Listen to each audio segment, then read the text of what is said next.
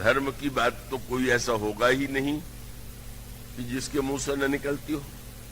पर अगर एक गिरोह डाका डाले, लूट ले, छीन ले, हत्या कर दे और जो कुछ लेकर के आवे और उसके बाद अगर वो कहने लगे कि ईमानदारी से बंटवारा होना चाहिए, तो कितना बढ़िया धर्म है।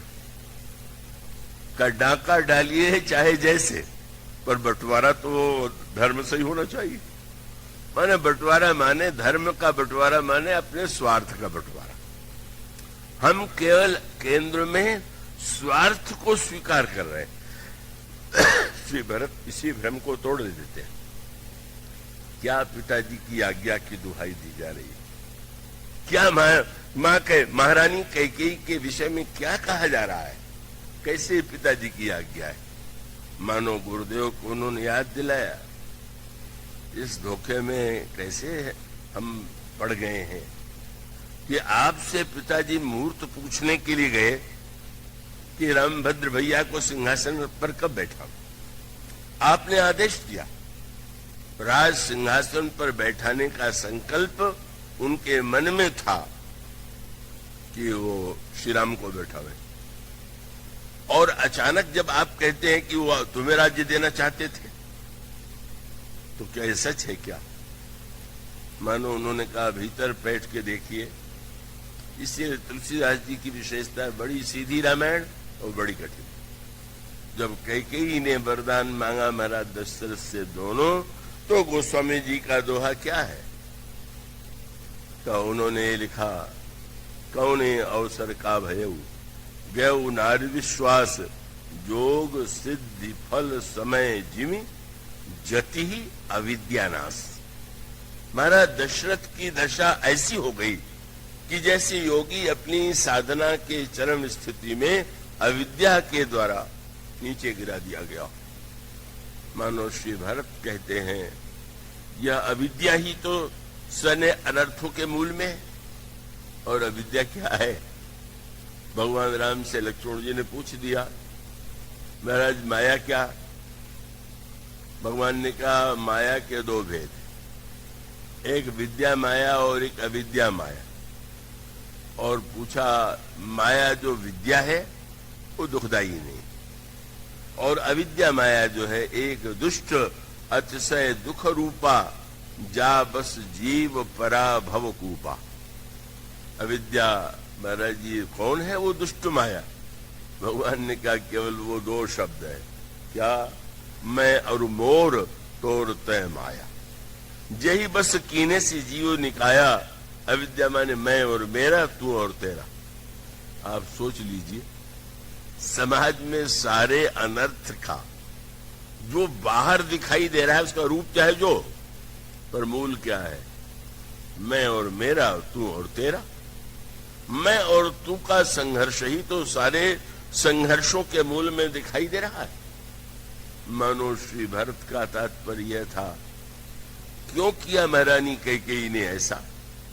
इसीलिए किया कि उनका प्रबल संस्कार था, भरत मेरा पुत्र है और राम यह तो मेरी सौत कौशल्या का बेटा है। ऊपर से चाहे जो दिखाई दे रहा हो।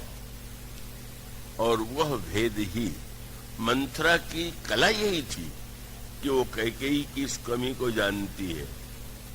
कैकेयी की कमी जो है वो समझती है कि कैकेयी ऊपर से कुछ भी क्यों न कहें, पर पिता ने जिनके हृदय में संस्कार बीज डाला है वो ज्यों का त्यों है, और इसीलिए सफल हो जाती है। क्योंकि वो मैं और तूपन ये शब्द से कहना सरल है, पर है बड़ा कठिन। ये मनुष्य के इसका अर्थ ही है कि उससे मुक्त होना तो एक बड़ी बात है।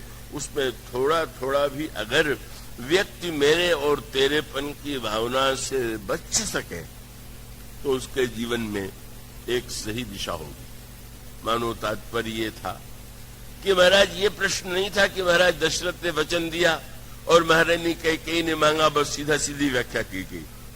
सीधी सी व्याख्या यह थी कि सारा भेद मैं और मेरे, तू और तेरे, यह थी अविद्या। अस्मिता माने वह वस्तु स्वयं अपने आप को मान लेना जो स्वयं नहीं है। राग का अर्थ आप जानते हैं, किसी से आपका राग हो गया, स्नेह हो गया, आपको अब जिससे राग हुआ उसमें कोई कमी नहीं दिखाई देती। द्वेष का अर्थ है सामने वाले जिससे आपका द्वेष हो गया उसमें आपको कमी ही कमी दिखाई देती है। और अभिनिवेश का अर्थ यह है अपने स्वरूप को भूल करके हम वह अपने को मान रहे हैं जो हम हैं नहीं। मानो श्री भरत ने समाधान कर दिया, और वह समाधान यह था कि समस्या की केवल बाहरी आप लीपापोती करके ग्रह ग्रहित पुनि बात बस तही पुनि बीछी मार ताही पियाई वारुणी कहो कवनोपचार। शराब कोई दवा नहीं है। शराब तो व्यक्ति को भुलावे में डालने वाली वस्तु है। क्यों आप धर्म की वह व्याख्या कर रहे हैं जो व्यक्ति को भुलावे में डालती है। मानो श्री भरत ने जो एक नया तत्व धर्म का प्रकट किया, पर जब यह कहा गया कि गुरुजी ने तो तर्क यह किया है कि जिसका राज्य है वह जिसको देता है उसको लेने में क्या आपत्ति है, तब भरत जी ने राम राज्य का मूल दर्शन बता दिया। उन्होंने कहा ठीक है, अगर व्यक्ति आपको कुछ देता है तो आप ले लें तो उसमें कोई बुराई नहीं। पर श्री भरत उसके बाद एक प्रश्न उठाते हैं कि ले लेना तो ठीक है, पर ले लेने के पहले ये पता लगा लीजिएगा कि इन्हीं की है कि दूसरे की दे रहे हैं। और ये तो बहुत महत्व की बात है।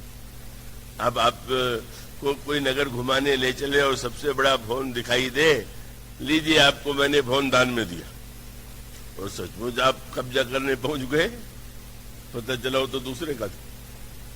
श्री भरत ने कहा राज्य पिताजी का नहीं है, बस अच्छा राजा सुराज्य है। पर श्री भरत का दर्शन ये है, कौन होते हैं महाराज दशरथ देने वाले राज्य। महाराज दशरथ का राज्य अगर होता तो वो निर्णय कर सकते थे कि मैं किसको दूं, पर श्री भरत ने कहा वो पिताजी का नहीं था, क्योंकि पिताजी को मिला था किससे, उनको मिला था महाराज अज से।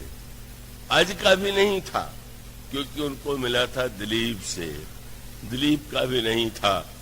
उन्होंने कहा ढूंढते चले जाइए, अंत में क्या पता चलेगा आपको कि ये राजा कुछ नहीं थे, इनको राज्य दिया गया था। और दिया गया था तो उन्होंने कहा कि राज्य तो एक का ही है। क्या बोले, संपत्ति सब रघुपति के याद। राम राज्य बनाना नहीं है, वो तो है। बलात् राम राज्य पर हम अपना राज्य मान बैठे हैं, यही राम राज्य की समस्या है। और यही सोचना है, छोड़ना तो बड़ा कठिन। का न्यायालय से किसी बात का निर्णय और बात है, पर सब कुछ ईश्वर का है। अब ईश्वर भी अगर मुकदमा लड़ने आवे तो हार जाएगा, क्योंकि सारे जमीन पर दूसरों का नाम चढ़ा हुआ, उसका नाम तो किसी स्थान पर मिलेगा नहीं, तो उसको तो हार नहीं है। मानो श्री भरत ने कहा किसी का राज्य नहीं है, राज्य प्रभु का है। बलात् न तो किसी को बैठना है न बैठाना है, मैं कोई त्यागी नहीं। यह जो दर्शन है, सुराज्य की बात कीजिए वो तो चाहिए। उन्होंने भरत जी ने भी कहा कि राजा कैसा होना चाहिए, पर राम राज्य का अर्थ है जो कुछ है वह सब कुछ ईश्वर का ही है, व्यक्ति का नहीं।